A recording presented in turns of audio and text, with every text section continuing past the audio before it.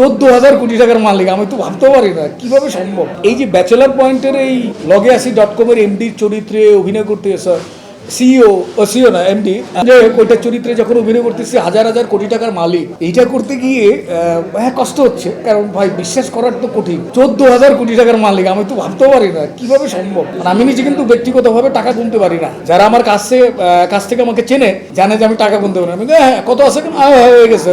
আবার এই শুটিংয়ে যখন দেয় আমি তখন দেখি ওজন করি, হ্যাঁ ঠিক আছে ওকে, ভাই গুনে নেন, এবং গণার দরকার নেই, সমস্যা নেই, বিশ্বাস আছে। আসলে তো আমি টাকা পয়সা গুনতে পারি না, ভয় নাই, মেশিন তো আছে, ওরা কোনো দেবে।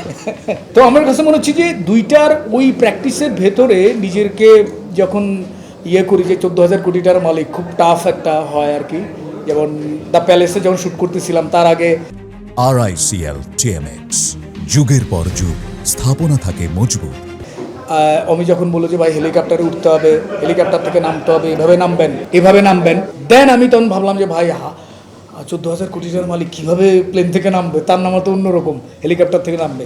এই যে নিজেকে ওইটার সাথে মানিয়ে নেওয়াটা আর কি। তো যাই হোক, এইভাবে মানতে মানতে হয়তো বা কিছু একটা বেরোচ্ছে আর কি, আমি জানি না।